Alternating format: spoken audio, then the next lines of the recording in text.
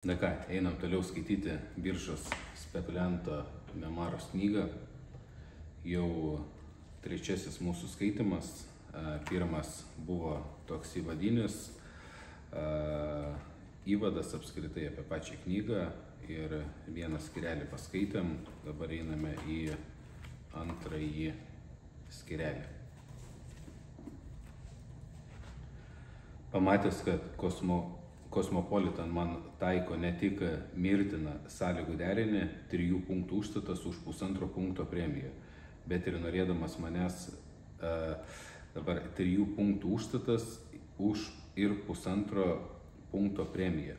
Ką tai reiškia? Tai reiškia, kad tas 3 punktų, tai jeigu akcija kainuoja $100, jums užtenka turėti, sakykime, $100 akciją ir jūs norite nusipirkti 100 akcijų. $100, 100 akcijų yra $10,000. Jūs turėdami $300 pateikdami užstatą, gaunasi, kad jūs galite jau žaisti žaidime ir nusipirkti 100 akcijų. Jeigu akcija nukrenta 3%, vadinasi, jūs netenkate pinigų savo. Jeigu akcija pakyla 3%, jūs dvigubinate savo pinigus. Ką tai reiškia? Tai reiškia svertas. Svertas 1 prie 33,3. Anksčiau tokie dalykai irgi būdavo, jie yra ir šiandieną, tik tais tokių didelių svertų jau nelabai duoda, yra tam reguliavimas. Ir 1,5 punkto premija, tai čia išvis kosmosas, tai reiškia, kad jeigu po $100 perki akcijas, tau įrašo lapelį, kad tu pirkai po $101 ir $5.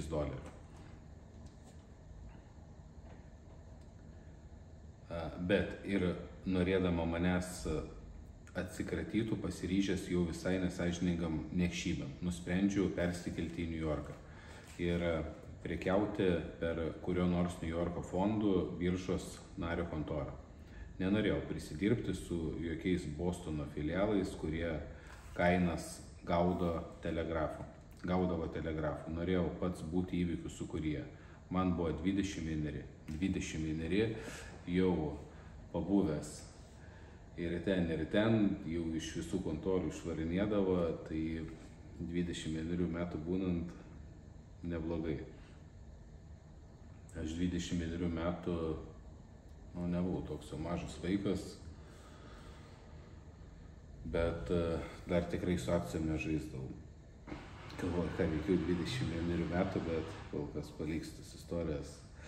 Atvykau į New Yorką kišenėje turėdamas 25 šimtinės. 25 šimtinės, $2,500, vargšelis nebuvo prieš 100 metų, tai kaip kokius turbūt dabar turint, jeigu 10 kartų pinigai būtų nuvertėję, būtų $25,000, bet turbūt 50 kartų reiktų dauginti, tai vos ne kaip su dabartiniais $100,000. Tai buvo visas mano turtas. Jau minėjau, kad būdamas 20 turėjau $10,000 ir operacijoms su tomis cukraus akcijomis įmokėjau didesnį nei 10,000 užstatą. Tačiau aš ne visada laimėdavau. Kita vertus, mano prekiavimo sistema buvo gana išradinga, tad laimėdavau dažniau nei prakišdavau. Jei tvirtai laikydavausi savo sistemos, uždirbdavau maždaug 7 kartus iš 10. Pelną gaudavau kiekvieną kartą, kai nuo pat pradžių būdavau įsitikinęs savo veiksmų pagrįstumu. Deja, ne visada užtekdavo proto laikytis savo paties susikurtų taisyklių. Tai yra pirkti ar parduoti tik tai tada, kai būdavau visiškai įsitikinęs, kad tu uždirbsi. Viskam yra savas metas, bet anuomet aš to dar nežinojau. Kaip tik dėl to tiek daug ne pačių geriausių Wall Street'o prekeivių patiria krachą.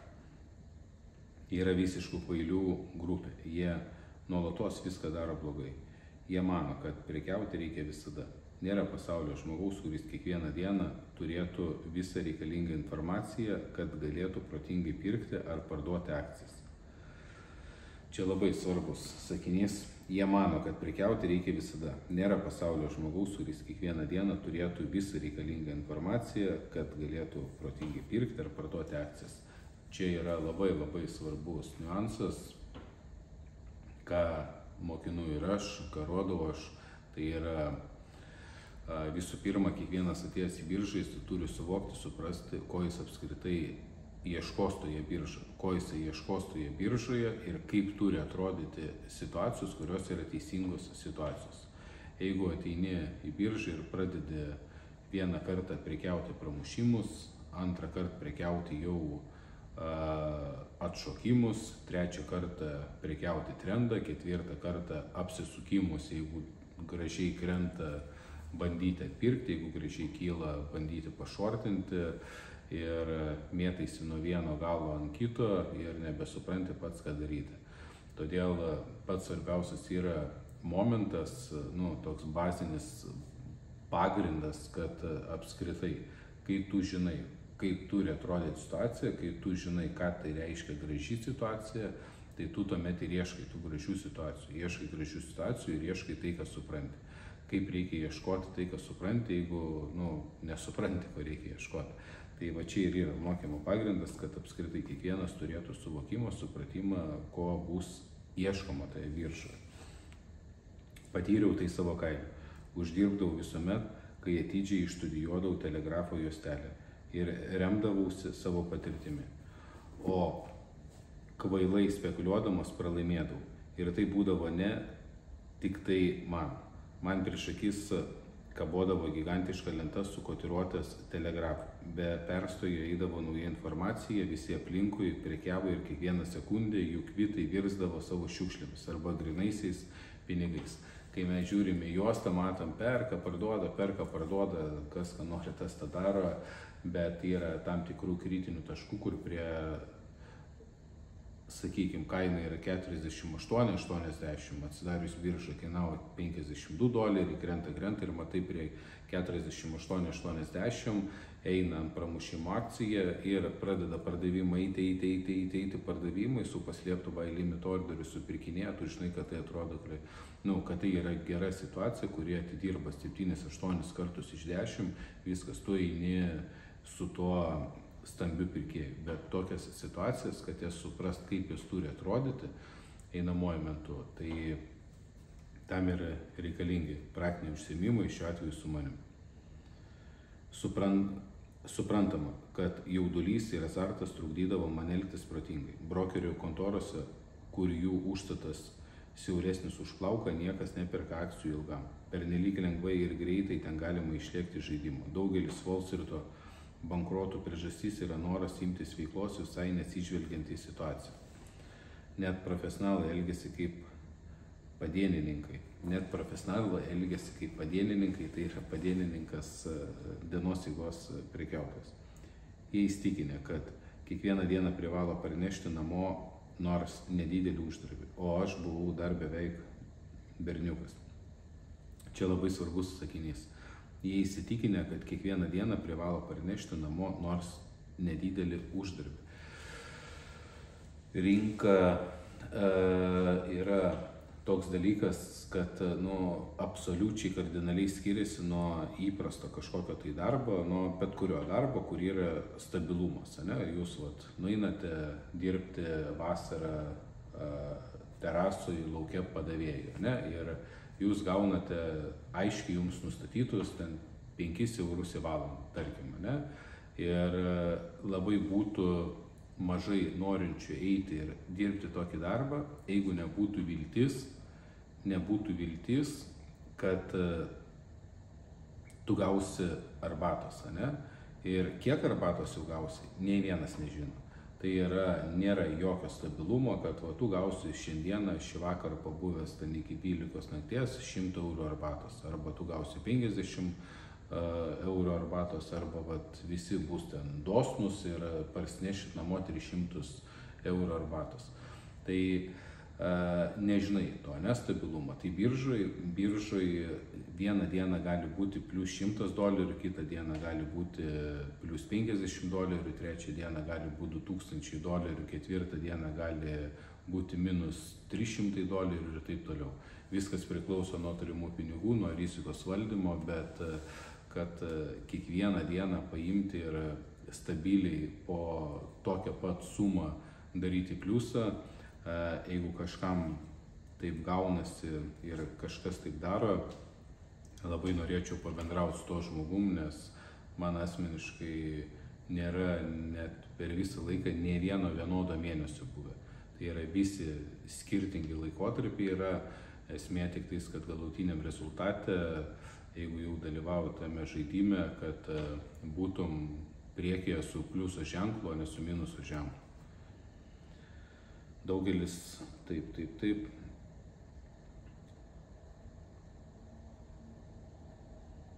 Tuo metu nežinau tokių dalykų, kurie po 15 metų leido man išlaukti 2 ilgas savaitės, idant įsitikinčiau, jog akcijos, kurias buvau nusižiūrėjęs, tikrai pakilo 30 punktų. 2 savaitės laukti užėjimo taško, tai gali suprasti, kas yra arba tame, arba dirbęs panašų darbą. Sakykime, jūs dalyvavote aukcionuose, Amerikos aukcionuose ir jūs ieškote mašinų, ne? Ko partija yra kokie 300 000 auto pasirinkimų, gali paimti prisipirkti, kad ir kiek pinigų turėtum, gali labai greitai jas išleisti. Lygiai taip pat ir akcijų biržai, labai greitai gali paimti visko ir priinvestuoti. Bet kai tu žinai, ko tu lauki, kai tu žinai, ko tu ieškai, kai tu žinai, jeigu mašina yra mušta, koks turi būti mušimas, kokio lygio, tu galvoji, sukalkuliuoji, kiek kas kur kainuos ir kiek iš to gali uždirbti. Ir jeigu tau netinka įnamoji ta kaina, ne, ir jeigu tu bidini kainą, bidas tai yra, tu kaip ir akcijų biržai yra bidas eskas, tai ant bido tu pastatai kainą, už kurią tu nori pirkti. Yra toks posakis, geriau jau nenusipirkti pozicijos, tai yra akcijų, negu nusipirkti už bet kokią kainą. Tai lygiai taip pat bet kokiam aukcione jau geriau nenusipirkti daikto, negu nusipirkti už bet kokią kainą. Ir čia yra labai svarbus momentai, bet tos momentus labai sunku suprasti, kol nėra dalyvavimo žaidime, nes atrodo, atėjai į biržą, pradedi dalyvauti, rankas atsiraitoji, čia dabar ką, nejaugi čia dabar sėdėsiu, nieko neveiksiu, ašgi darbo žmogus, pripratęs esu dirbti, einam dirbti. Ir pradedi spaudinėti mygtukus, kurie paskui būna prispaudinėjami labai dažnu atveju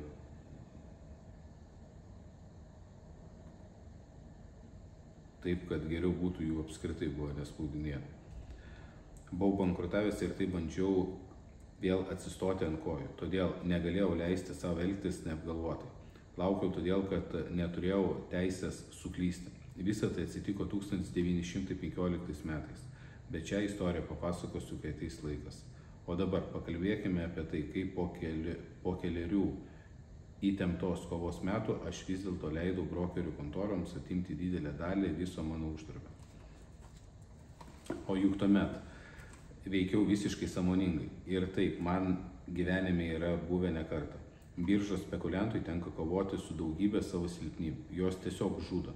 Taigi atvykau į New Yorką su $2500. Čia nebuvo lošimo namų, kurios būčiau galėjęs imti savo įprastinės veiklos. Fondų, birža ir policija buvo gana sėkmingai su jais susidorojusi. Fondų birža ir policija buvo gana sėkmingai su jais susidorojusi, tai yra, kad jeigu tu perki akcijas, vadinasi, tu perki akcijas, o ne lažinės dėl kainų skirtumo. Šį dienai tai yra CFD, Contract for Difference, atrodo, čia knygą skaitai ir rašo, kad tai yra nelegalu ir taip toliau, kad buvo čia fondų birža, policija susitvarkė. Šiai dienai Amerikoje jokių CFD nėra, jokių ten Contract for Difference, tai yra lažybų dėl kainų skirtumo nėra, tu arba perki akcijas, arba parduodi akcijas. Pas mumis Europoje dar yra CFD, tai sakykime platforma plus 500, ne apsas, tai yra lažybos dėl kainų skirtumo. Kaip Lietuvoje Top Sportas ar dar kažkas, tai yra lažintis dėl kažko, ne? Tai ten kas laimės krepšinį, kas laimės futbolą, nežinau dėl ko dar yra lažinamasi, bet kaip, nežinau, ta prasme, nesu specialistas lažybų, nes nesu dėl nieko lažinęs kažkokiuose tai appsuose, nežinau ar tai gerai ar blogai, bet kokiu atveju visi lažinimaisi, tai yra azartas, ne? Azartas po kažkokio tai įsitikinimo įrodymas, kad aš čia dabar, kaip tu dabar gali sakyti, kad akcijų birža grius, jeigu tu nieko nešortini. Tai jeigu sakai, kad laukiu krizės, dabar viskas grius, pardaviau viską, ką turiu ir pašortinau. Tai jau yra rimtesnė kalba, ne? Bet jeigu toks, šneki, bet nieko nedarai, tai kam tada šnekėti? Tai lygiai taip pat lažybos, jeigu tu įsitikinęs esi, ne, kad ten kažkas prieš kažką laimės, tai atrodo yra tvirčiau, kad tu paimi ir pastatai, ne?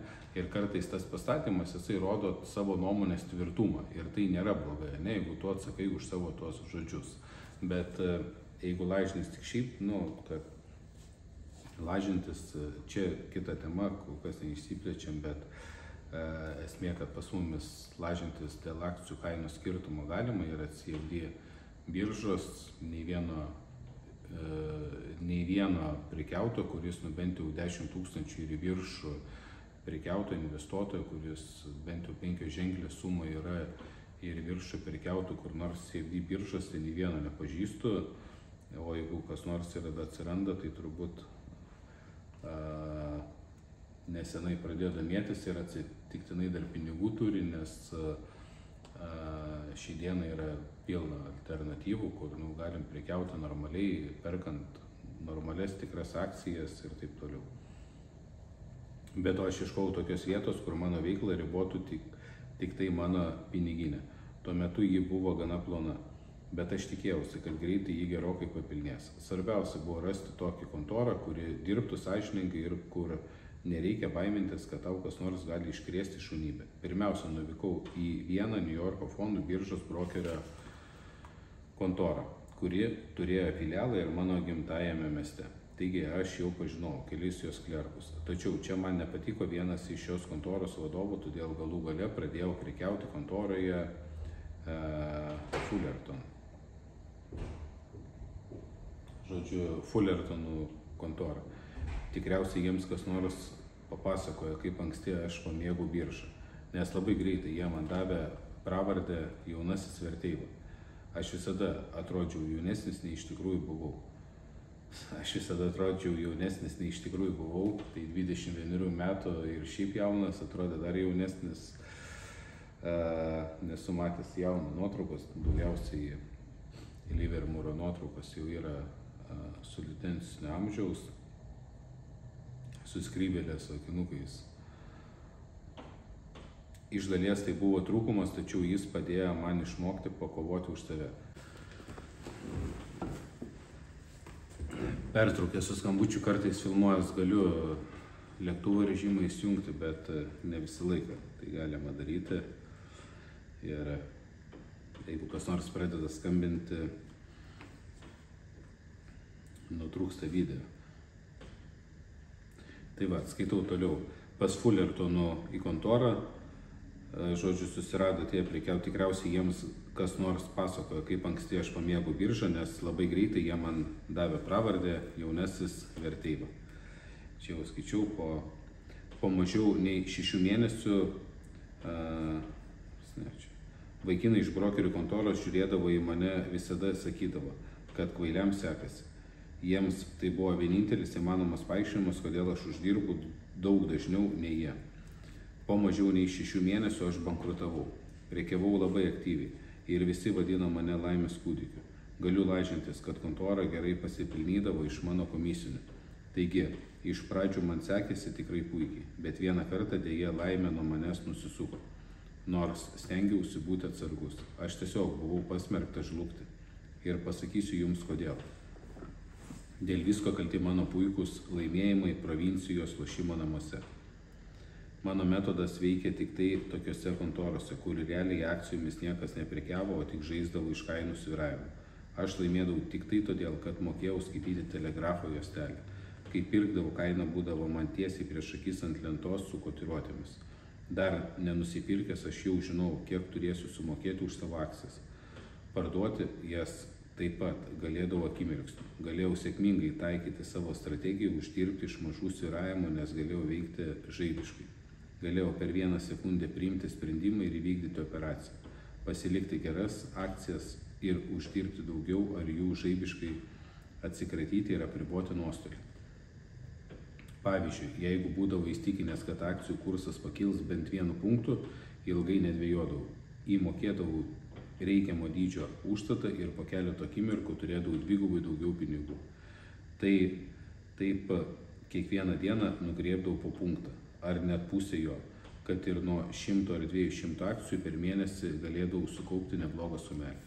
Tai yra, kai realioje rinkoje dalyvauji, tu pats gali, yra tokios romantikos, net pajudinti akcijas. Pajudinti akcijas, meti market orderį, gali, aišku, čia kai vėliau žiūrėsim, skaitysim, tai anksčiau viskas veikdavo daug lėčiau, išsiunti užklausą, kol nueina ta užklausa, kol nuperka, tai yra tu, kai perki akcijas, kol tau jos realiai bus nupirktos, tu nežinai tiksliai už kokią kainą jos bus nupirktos. Tai kaip pas mumis šiandienai būtų market orderis. Market orderis tu perki už rinkoje esančią kainą.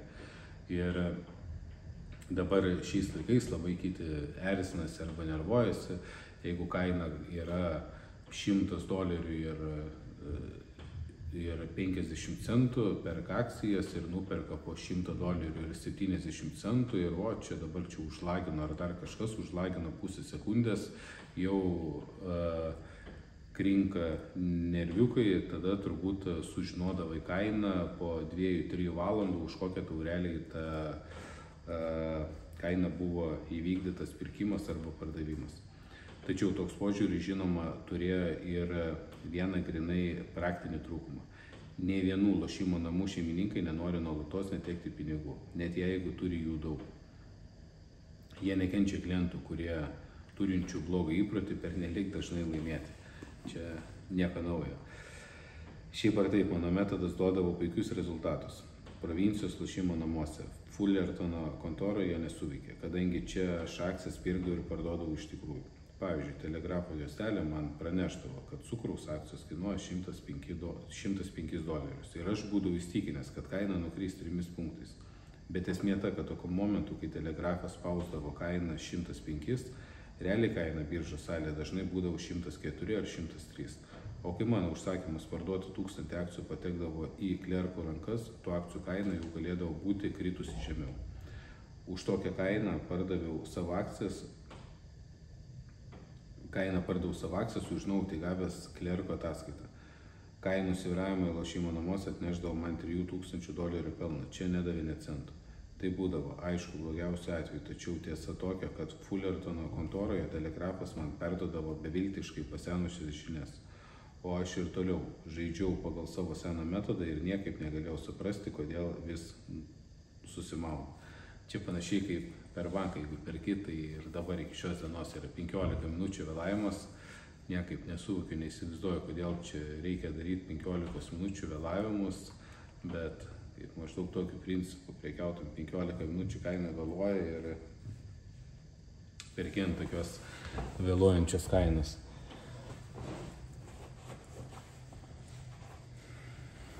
Be to paaiškėjo, kad didelio akcijų paketo pardavimas iš karto paveikia kainą ir ji krinta dar žemiau. Provincijoje man niekada nereikėjo galvoti apie tai, kaip mano sandoriai veikia rinką.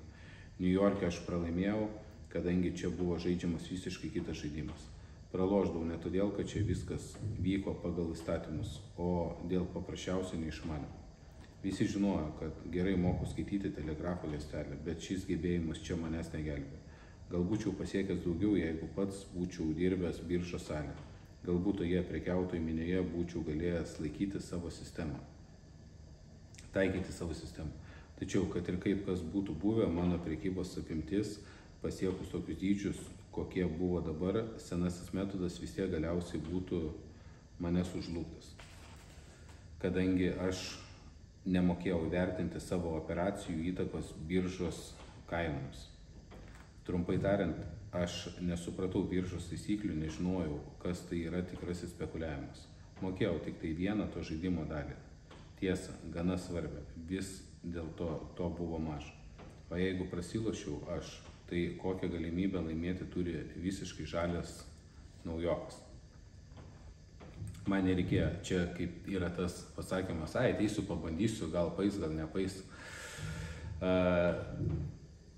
Visą laiką nenori, nesinori kažko tai ten įskaudinti, žeminti ir taip toliau, bet yra toks visada palyginimas. Jūs ateinate pas ką nors, kad žaidžia 10 metų tenisą, ne, ir sakot, ateik čia, pasibandysim, gal laimėsiu, gal nelaimėsiu. Kas nors lanko ten kovos menus 10 metų ir jūs pasiteinat ir norit paprovokuoti, pasižiūrim, gal aš tave nugalėsiu, ne?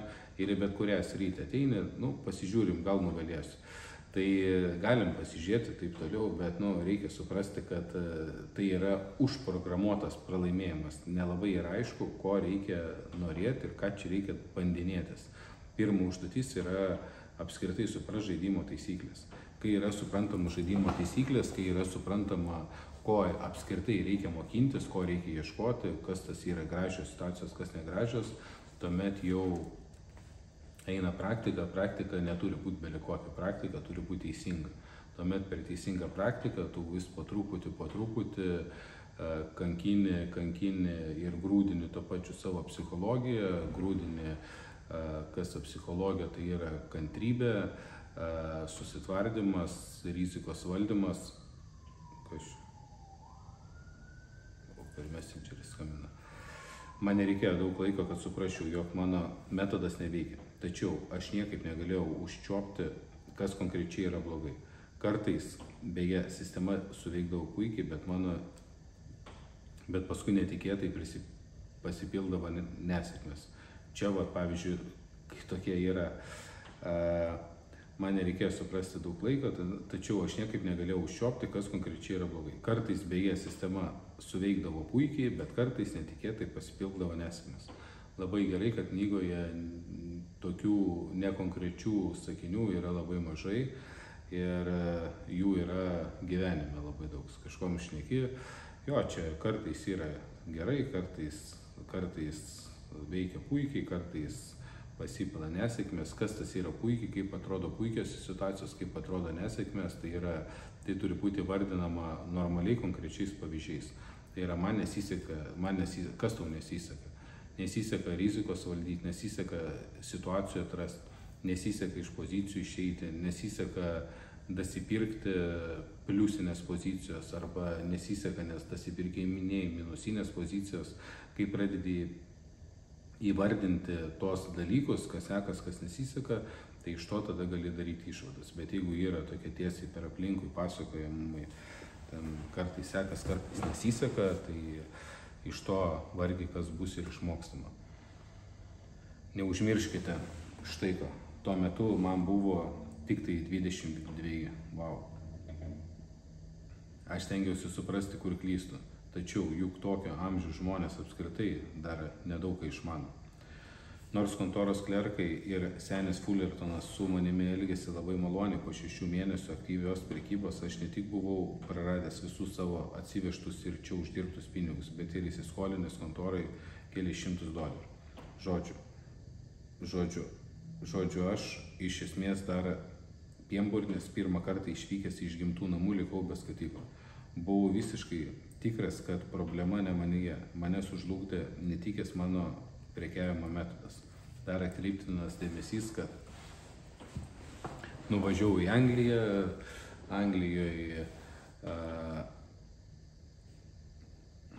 Anglijoje nebeprekiavo, tuomet į Ameriką nuvažiavo, į New Yorką, tai tuo metu nuplaukė turbūt.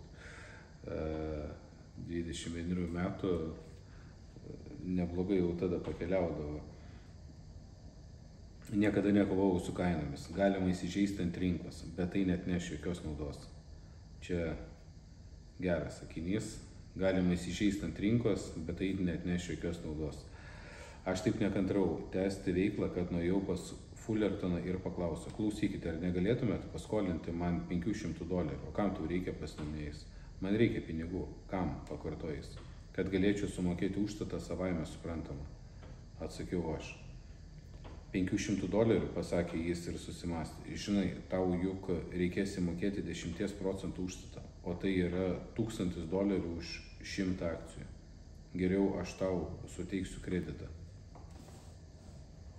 Ne, aš nenoriu kredito, kad galėčiau čia prekiauti. Jau ir taip esu įsiskolinęs kontorai. Paskolinkite man $500, kad galėčiau kur nors kitur užsidirbti pinigų, o tada vėl grįžčiau čia. O kaip kitur ruošiesi tai padaryti, paklausė jis. Aš ketinu žaisti provincijos lošimo namuose, atsakiau aš. Prekiauk čia, pasiūlė jis. Ne, atsisakiau. Aš nesu tikras, kad man pavyks jūsų kontoroje užsidirbti, bet tikrai žinau, kad galiu išlošti lošimo namuose. Regis jau imu suprasti, kur klydau, žaisdamas pas jūs. Jis paskolino man pinigų ir aš išėjau iš kontoros. Šioje vietoje jaunasis verteiva, varydavas baimę visiems provincijos lošimo namams, taip apie mane kalbėdavo skliaustelis. Prarado visą savo turtą. Grįžti namo negalėjau, kadangi tenykštės kontoros manęs būtų tiesiog neįsileidusios. Apie lošimą New Yorką nebuvo ko negalvoti, nes tuo metu ten niekas tokiais lošimais neužsiėmė. Buvau tiesa girdėjęs, kad prieš kurį laiką čia tokių įstaigų buvo daugybė, tačiau tuo metu, kai jos man buvo žūtbūt reikalingos, nebebuvo vietos. Taigi truputį pamastęs nusprendžiau vykti į St. Louisą. Buvau girdėjęs apie 2 kontoras, kurios vidurio vakaruose vykdė labai stambes operacijas. Jos gaudavo didžiulius pelnus, iš skyrių buvo galima rasti daugelį miestų. Man buvo pasakyta, kad visoje rytų pakrantėje joms neprilygsta nė viena brokerių kontora.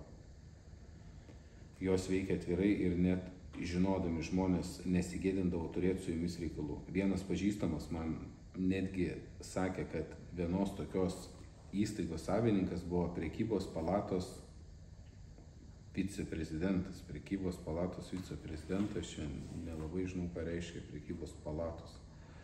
Bet jo kontora, aišku, buvo ne St. Louis'e. O aš išvykau į St. Louis'ą kišenę turėdamas $500 ir tikėdamas atgal grįžti su krūva pinigų, kurios galėsiu įmokėti kaip savo prekybinių operacijų užstatą Fullertono kontoroje. Atvykęs į St. Louis'ą apsistojau viešbutyje, nusiprausiau ir leidausi ieškoti brokerių kontorų. Radau 2 – Dolano ir Tellerio. Buvau įstikinęs, kad sugebėsiu juos aplošti. Nutariau žaisti be galo atsargiai ir konservatyviai. Bijojau tik tai vieną dalyko, kad manęs net pažintų ir neišmestų lauk. Mat visose panašiose šalies įstaigose apie mane jau buvo girdėję. Čia kaip ir kitose lošimo namuose visi labai mėgsta vieni kitus apkalbinėti. Dolano lošimo namai buvo arčiau, todėl aš iš karto ten ir patraukiau. Tikėjausi, kad galėsiu ten pasitrinti bent keletą dienų, iki man pasiūlys nežinantis ko toliau. Užėjau į vidų, tai buvo didžiulė patalpa, kurioje keli šimtai stebeilijos į lentą su kotiruotėmis. Būtent tai, ko man reikėjo. Tokioje minioje lengva likti nepastebėtam.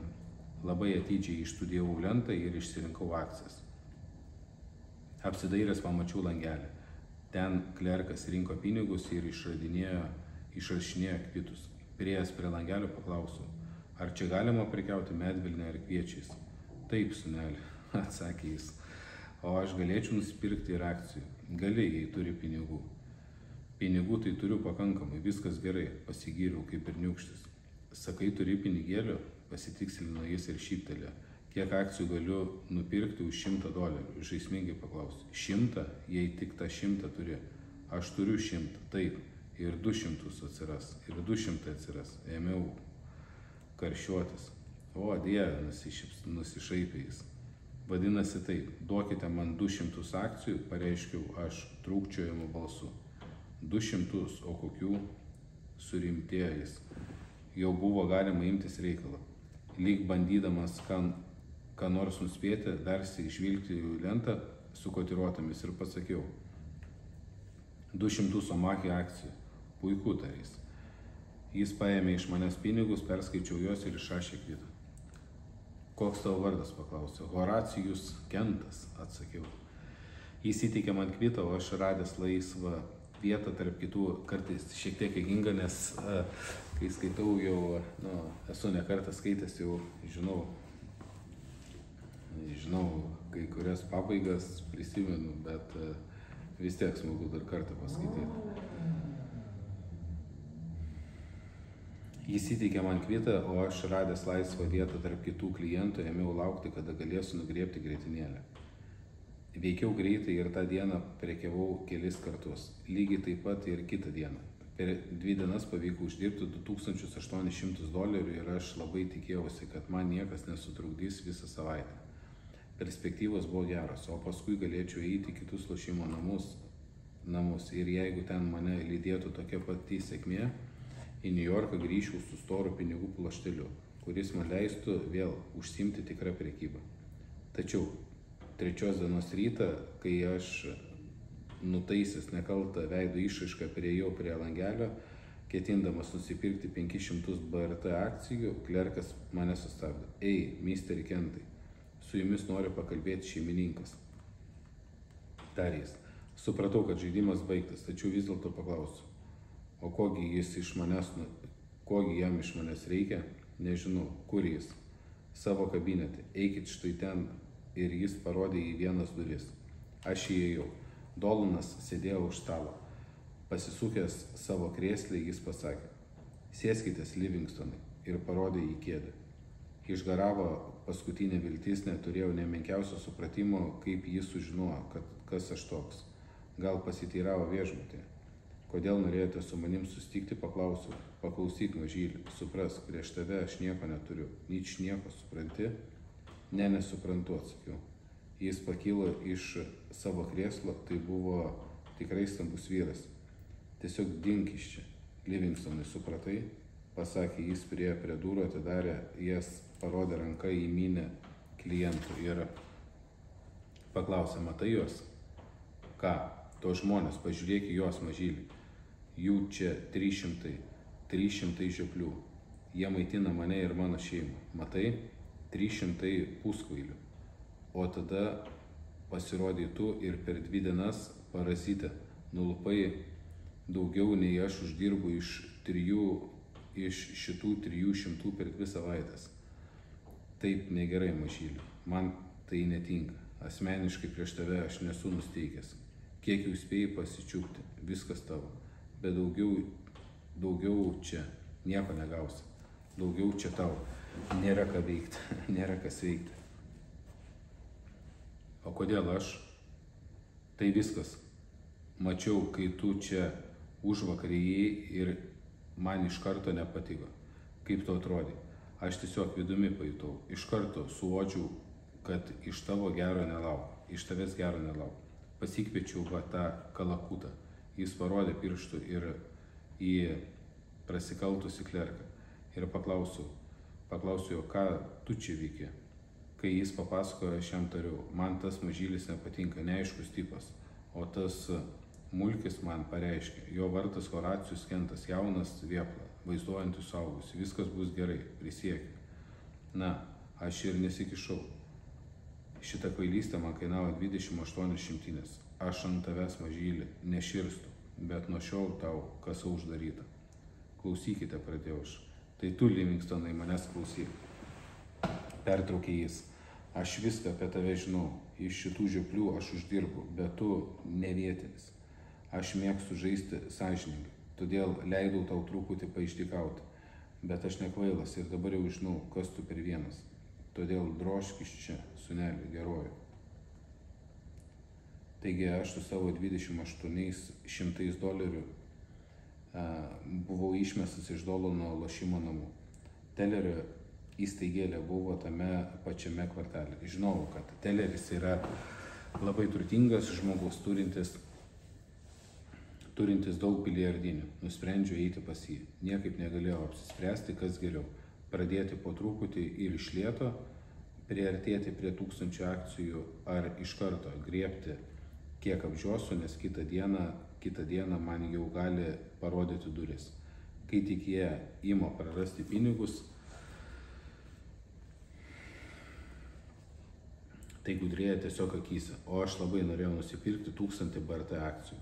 Buvau tikras, kad galėsiu uždirbti iš jų 4 ar 5 punktus, bet jeigu sukelsiu įtarimą arba jeigu pernelyg daug klientų turi nusipirkę šių akcijų, tai jie gali man tiesiog neleisti prekiauti. Nusprendžiau, kad geriau pradėti nuo kitų akcijų ir nuo mažų sumų. Ši kontora buvo mažesnė nei Dolano, bet prabangiau įrengta ir publikoje jie buvo aukštesnės klasės. Tai iš karto grąžino mane į tikrovę ir aš nusprendžiau pirkti 1000 BRT akcijų. Priėjau prie reikiamo langelio ir pasakiau klerkui, norėčiau nusipirkti šiek tiek BRT akcijų. Kokie apribojimai? Nėra jokio apribojimo, atsakė klerkas. Galite pirkti kiek tik norite, jeigu, aišku, turite pinigų. Nupirkite man 1500, paprašiau. O kol klerkas rašė kvitą, pradėjau skaičiuoti pinigus. Staiga raudonplaukis vyrukas paprasčiausiai išstūmė klerką iš jo kambariuko ir persisveręs pro langelį surimuo. Klausyk, Livingstonai, gal drožk atgal pas Dolaną. Tai tu mums nereikalingas. Palauk, aš tik pasiimsiu savo kvitą, paprieštaravau. Nusipirkau kelias BRT akcijas. Čia nėra jokių tavo kvitų, nusišnipštė raudonplaukis. Aplinkui jau buvo spėję susirinkti kiti klerkai ir visi bepsojo mane. Net nebandyk čia prekiauti, mes nenorime prasidėti su tavimi, supratai? Nebuvo jokios prasmės veltis į skandalą, todėl aš grįžau į viešbutį, apmokėjau sąskaitą ir pirmų traukinių grįžau į New Yorką. Tie niekšeliai sužlugdė visus mano planus. Ketinau grįžti į New Yorką išsipūtusiamis kišenėmis, o Telerio vyrukai neleido man sulošti nei vieną kartelę. Grįžęs į New Yorką atidaviau Fullertonui jo 500 ir pradėjau prekybą su St. Louis'u už St. Louis'u uždirbtus pinigus. Kartais man pavykdavo, kartais patirdavau nesėkmę, vis dėlto uždirbdavau kiek dažniau. Juk mano sistema klaidų buvo ne tiek ir daug. Privalėjau tikrai tik tai perprasti tam tikrus žaidimo subtilumus, kurie iš pradžių praslydo man pro akis. Buvau kaip vienas tų fanatikų, kurie toli plūkėsi prie kryžiažodžio, iš sekmadienio laikraščio priedo, kol užpildo visus langelius. Kaip troškau rasti savo galvosūkio sprendimą. Po kelių mėnesių Fullertono kontoroje pasirodė pagyvenęs Dabita. Žmonės kalbėjo, kad seniau jis su Fullertonu kartu laikė lenktyninius žirgus. Matėsi, jog kažkada jis tikrai labai gerai gyveno. Kai mane pristatė seniui McDevitui, aplinkui susibūrė keletą žmonių ir jis ėmė pasakoti, kad viena apsukrių hipodromų vyrukų kompanija iš vakarų pakrantės St. Louis'e ištuštino nemažai kišenių. Pasak jo, kompanijai vadovavo biliardinių savininkas Telleris. Koks Telleris, paklausiau aš. Telleris, pažįstu tą šunsnukį, pasakiau. Pobjauris tipas, pritarė McDevitas. Tikras nenaudėlis, pridūriau, be to, man skolingas. Ir kasgi tave su juo sieja, vienintelė to niekšelio jautri vieta piniginė. Dabar aš negaliu St. Louis'e su juo atsiskaityti, bet kada nors jį prigriepsiu. Ir aš papasakojau McDevitui apie savo nuoskaudą. Žinai, pasakė Makas, jis bandė įsikurti ir čia, New York'e, bet kai nieko iš to neišėjo, atidarė savo įstaigėlę Hobokene. Sklido gandas, kad ten galima lošti be jokių apribojimų ir kad pinigus jie ten tiesiog kastuvais kasa. Ko jie ten užsiema? Pamaniau, kad jis kalba apie biliardinę. Tai brokerių kontora, atsakė McDevitas. Jūs įstikinęs, kad jį jau atidaryta? Taip, man apie tai jau keli vyrukai sakė. Galbūt tai tik gandai, paprieštarau. Kaip galėčiau tiksliai sužinoti, ar jie jau veikia ir ar galima būtų ten rimtai prekiauti. Tai paprasta, mielas mano, atsakė McDevitas. Aš pats ten rytoj iš ryto važiuoju, o kai grįšiu, viską tau papasakosiu. Taip jis ir padarė. Telleris atrodo jau buvo gerai įsukęs verslą ir stengėsi susižerti kiek įmanoma daugiau. Tai aš sužinojau penktadienį. Visą savaitę rinka kilo į viršų, bet to nepamirškite, kad tai vyko prieš 20 metų. Todėl buvo 1923 metais rašyta knyga ir vyko prieš 20 metų, tai 1903 metais. Kad įvyko prieš 20 metų, todėl buvo aišku, kad šeštadienį bankai paskelbs apie didelį perteklinį rezervų sumažinimą. Stambiems biržos prekiautams tai yra įprastinė dingstis įsiveržti į rinką ir papurtyti nusilpusias komiso įstaigas. Per paskutinį prekybos pusvalandį kainos kaip įprasta kris smarkiausių tų akcijų, kurios tą dieną buvo prekiauta aktyviausia. Ir tai be jokių abejonių bus tos akcijos, kurių augimo tikėjosi daugiausiai Telerio klientų. Taigi kontora gali nepergyventi, jei keli iš šios klientų vis tik bus susiprotėję parduoti pasiskolintas akcijas, tai yra short pozicijas, tikėdamiesi, kad jų kaina kris. Nėra nieko nuostabesnio, kaip susižerti neišmanėlių pinigus smarkiai pasikeitus kainoms. Ir tai labai paprasta, kai užstatas viso labo 1 punktas. Ta šeštadienio rytą aš susiruošiau į Hobokeną. Nutariau apsilankyti Telerio kontoroje. Čia klientams buvo įrengtas didelis prabangus kambarys su puošnia kotiruočių lenta. Sukinėjosi gausybė klerkų ir pilką mundurą vilkintis apsaugininkas. Salėje buvo maždaug 25 klientai. Užmezgiau pokalbį su valdytoju. Jis paklausė, ko galėtų man padėti, o aš atsakiau, kad nieko. Esą daug įdomiau lošti žirgų lenktynėse, nes ten statomos sumos neribojamos ir jeigu pavyksta nugirsti reikiamą informaciją, galima per minutę susišluoti $1000, o su akcijomis reikia lesioti po grūdelį ir dar ištisomis dienomis laukti rezultatų. Tada valdytojas ėmė suvokti, kad žaisti su akcijomis yra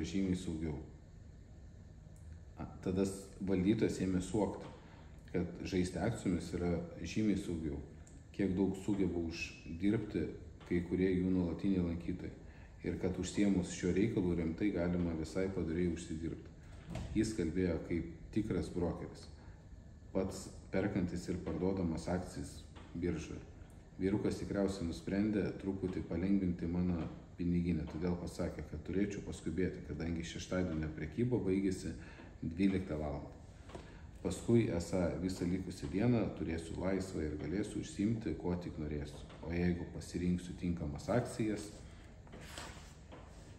tai galėsiu daug pastatyti žirgų lenktynės.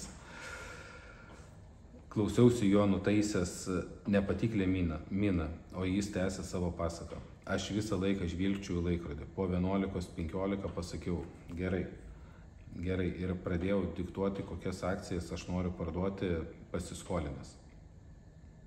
Paklojau $2000, jis suspindęs iš laimės pareiškė, kad užsidirbsiu krūvą pinigų ir kad imsiu pas juos lankytis dažniau.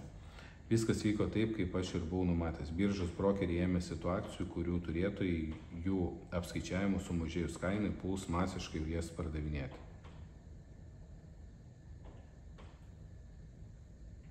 Ir galite būti tikri, kad kainos ėmė slinkti žemyn. Sustabdžiau savo prekybą vieną akimirką prieš tai, kai per paskutinės 5 minutės kainos ėmė kilti. Tai paprastai būna visada, kai biržos brokeriai atperka prieš tai pasiskolintas akcijas ir baigia operacijas. Kai pasiskolina akcijas, jas atperki, kai atperki, tai tu esi pasiskolina akcijas ir tu jas parduodi biržoje. Jeigu, short pozicija apibūdinant yra labai sunkus toks, kaip ir atrodo sudėtingas apibūdinimas, kas pirmą kartą girdi, bet esmė tokia, kad jeigu būtų akcijos taip lengva paskolinti, kaip ir pinigus, paskolinti, paskolink 100 eurų, pervedi 100 eurų ir esi paskolinęs. Paskolink Mindaugai 100 Apple akcijų, paimu pavedimo padarau, paskolinu 100 Apple akcijų. Man yra neįdomu, kiek jos kainuoja, man yra neįdomu, ar jos rytoj kainuos daugiau ar mažiau, aš paskolinau akcijų, ne 100. Ir tam, kam paskolinau 100 akcijų, jisai būdamas gudras, galvoja, čia dabar kainuoja pakankamai brangiai, čia po savaitės kokios skolą 100 akcijų atiduosiu, parduodu dabar tas akcijas, kai atpigs atpirksiu pigiau, tai skirtumas liks man. Tai vadinama yra short pozicijas ir kiekvienas brokeris leidžia shortint akcijas. Vienos yra shortinamas, kitos ne, dažniausiai pigios penny stocksai, pump and dumpai yra nešortinamos. Akcijos, kurios priklauso S&P 500 indeksui arba bent jau kainuoja nuo $10, tokios iš tokių 95 ir daugiau procentų yra shortinamos. Kam tai reikia daryti, tai yra, galim sakyti, netgi rinkos reguliavimo dalis ir demokratinė dalis, kad tie, kurie perka, jeigu kažkam atrodo, kad akcija yra pervertinta, kad jinai yra nepelnytai vertinta, jūs visą laiką galite paimti ir eiti už akcijos, prieš akcijos kilimą ir trukdyti tam kilimui, shortindami akcijas. Ir kai tu jas atpirkinėjai, tai automatiškai jas reikia atpirkti iš ko? Reikia atpirkti iš pardavėjų. Manęs laukia $5100 ir aš nužingsniavau į kasą jų atsimti. Kaip puiku, kad aš pas jūs užėjau, pasakiau valdytojui duodamas savo kvitus. Kad, sakė jis, aš negaliu jums išmokėti visos sumos, nesitikėjau tokio didelio laimėjimo. Labai gaila, bet jūsų pinigus galėsiu atiduoti tik pirmadienį ryte. Gerai, bet dabar norėčiau gauti tiek, kiek turite kasoje. Pirmiausia, turiu išmokėti visus mažus laimėjimus, pasakė jis. Grąžinsiu jums visą sumą, kurią įmokėjote kaip užstatą. Ir viską, kas liks kasoje po to, kai atsiskaitysiu su kitais. Palaukite, kol apmokėsiu kitus kvitus. Taigi man teko laukti, kol jis atsiskaitė su kitais laimėtais. Aš tikrai žinau, kad gausiu savo pinigus. Telleris nenorės atsisakyti įstaigos, kuri jam neša tiek daug pinigų. O jeigu jis vis dėlto nuspręstų viską mesti, kągi, aš gausiu bent tiek, kiek jie turi šiandien. Aš gavau savo įmokėtus 2000 ir dar maždaug $800. Kasoje daugiau neliko net centų. Pažadėjau klerkui grįžti pirmadienį ryte. Jis prisiekė, kad pinigai manęs lauks. Vėl atvykau į Hobokeną pirmadienio rytą ir pastebėjau, kad valdytojas šneka su klerku, kurį buvau matęs St. Louis'e pas Tellerį, kai šis man liepė nešintis pas Dolaną.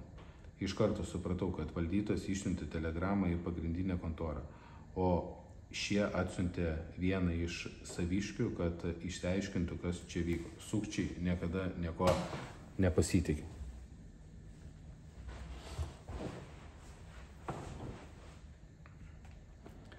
Atėjau pasiimti, kas man priklauso. Pareiškiau valdytojui. Tai ir yra tas žmogus, paklausė žaliukas iš St. Louis'o. Taip, burbtelėjo valdytojas ir ištraukė iš kišenės pluoštą pinigų. Palauk, pasakė jam atvykėlis ir pasisuko į mane. Livingstonai, argi mes tau nesakėme, kad nenorime su tavim turėti jokių reikalų. Pirmiausia, duok mano pinigus, išrėžiau valdytojui. Ir jis ištiesė man iš pradžių 2 banknotus po 1000, tada 4 po 500 ir 300. Ką jūs sakėte, pasisukau aš į atvykėlį iš St. Louis'o. Mes tave įspėjame, kad nenorime, jog prekiautų mūsų kontorą. Na taip, linktelėjau aš. Kaip tik todėl aš čia ir atvažiavau. Daugiau čia nesirodyk, laikykis nuo mūsų atokiau. Suriumojo jis ant manęs. Mūsų link sunerimęs ėmė artintis apsaugininkas. Atvykėlis bedė pirštą į valdytoją ir užstaugė. Tu turėjai 3 kartus pagalvoti prieš leisdamas čia šį vaikėzą. Čia juk Livingstonas. Tave dėl jo buvo įspėjęs, Tobry, tu nelaimingas. Paklausyk, kreipiausi aš į jį. Čia tau ne St. Louis'as. Geriau pamiršk tuos triukus, kuriuos tavo šeimininkas krečia savo namuose. O tu laikykis nuo čia kuo tokiau. Daugiau čia neprekiausi. Jeigu aš čia negalėsiu prekiauti, tai ir niekas čia negalės prekiauti. Šaltai atkirtau aš. Dar prekiauk, tai tikrai sausas iš balos nekelis. Dar pariekau, tai tikrai sausas iš balos nekelsi. Atvykėlis iš karto nuleido balsą. Tai va, tai kai yra kažkoks žaidimas žaidžiamas,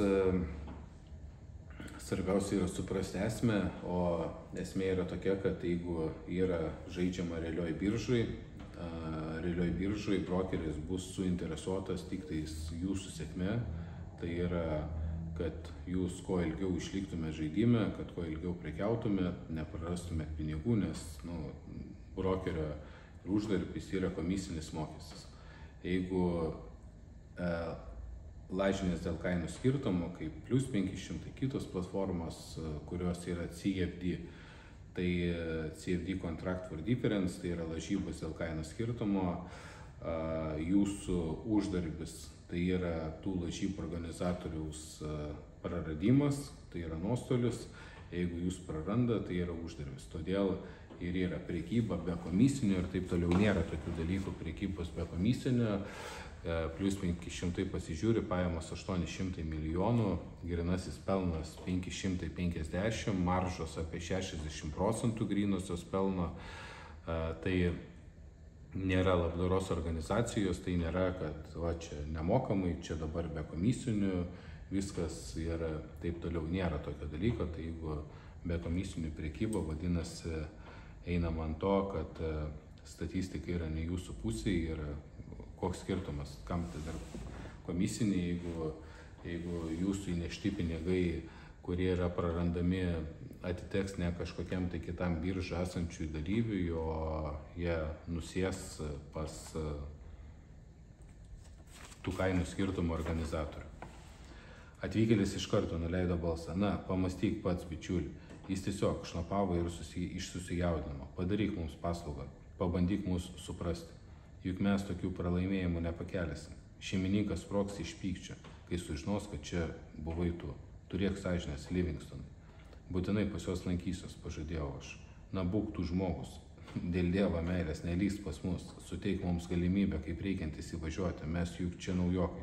Ar gali nusileisti? Kai būsiu čia kitą kartą, būkite malonus. Nevaizduokite tokių didelių verslininkų. Mestelėjau aš, nueidamas ir palikau juos su valdytoju aptarinėti savo didžiojo verslo. Už jų elgesį su manimi St. Louis'e aš truputį apšvarinau jų kišenes. Nebuvo prasmės toliau ant jų pykti ar stengtis, kad jų įstaiga uždarytų.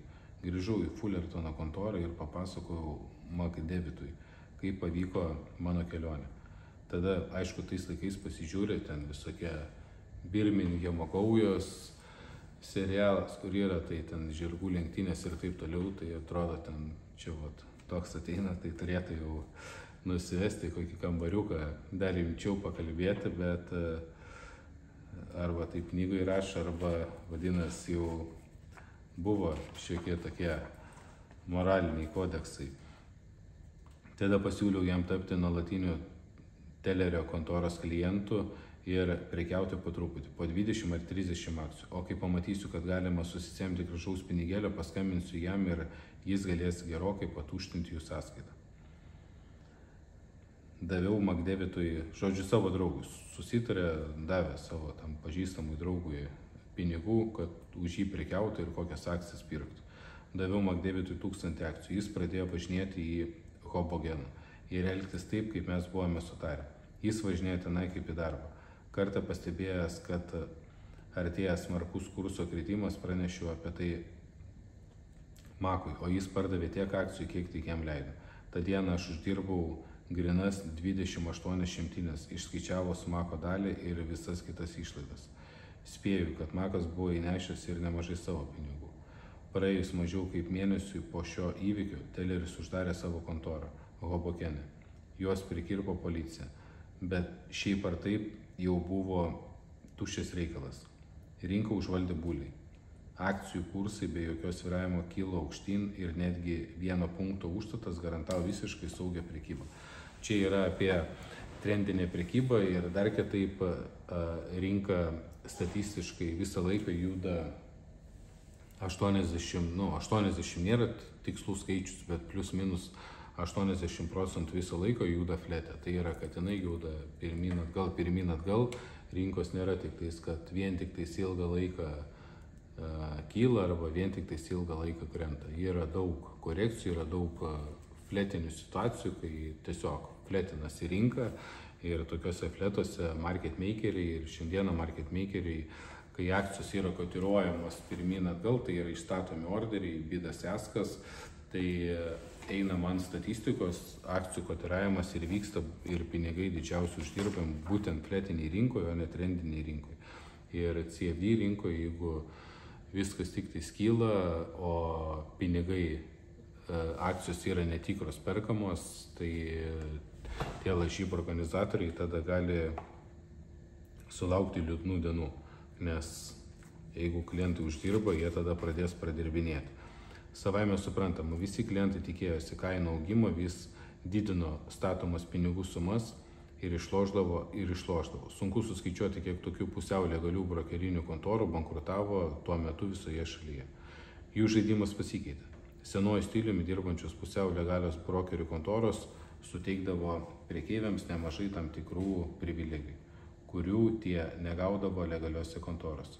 Pagrindinis pranašumas buvo tas, kad tuomet, kai kurso pasikeitimas surydavo jūsų užstatą, jūs galėdavote to jau pat baigti prekybą ir taip apriboti savo nuostolius. Kitaip sakant, neprarasdavote daugiau už įmokėtą užstatą. Be to, nereikėdavo baimintis, kad vykdant jūsų užsakymą įsivels klaida ar atsitiks kas panašaus. New York'e anksčiau veikusios tokio tipo kontoros niekada nesielgdavo su savo klientais taip liberaliai, kaip pasak gandų būdavo elgiamasi šalies vakaruose. Jos paprastai apribodavo galima kai kurių akcijų pelną iki 2 punktų. Tarp tokių ribojimų akcijų buvo cukraus, Tenesio anglies kompanijų ir plieno akcijos. Netgi jeigu jų kaina per 10 minučių pakildavo 10 punktų, už vieną kvitą jūs gaudavote tik 2 punktus. Jie paskaičiuodavo, kad kitaip klientas nukirstų pernelyg riebus kąsnis. Šie rizikuotų $1 ir uždirbtų 10. Žodžiu, įdomi, taip negalėjai uždirbti daugiau negu 1/2 santykį. Jeigu jau nusipirkai akcijų po $100, tai laikyti jas gali maksimaliai iki 102. Ir jeigu nukrenta iki 99, tai prarandi savo pinigus. Įdomi strategija. Čia, kaip mes kalbam apie didelį rizikos pelno santykį, tai yra tokių stacijų ir tokių stacijų privalo būti pas kiekvieną. Tai yra, kad būtų 1/10, sakykime, 1/15, kai yra rizikos pelno santykis, 1/10, 1/15, tu išsėdi gerus sandorius, tada atsiranda pasitikėjimas, atsiranda pasitikėjimas ir atsiranda jau pagalbė, su kuria tu gali dirbti. Ir tokių sandorių privalo būti. Tai todėl būtina mokintis išlaikyti pozicijas, būtina mokintis išsėdėti pozicijose, o ne vien tik tais ranklioti žvirbliukus.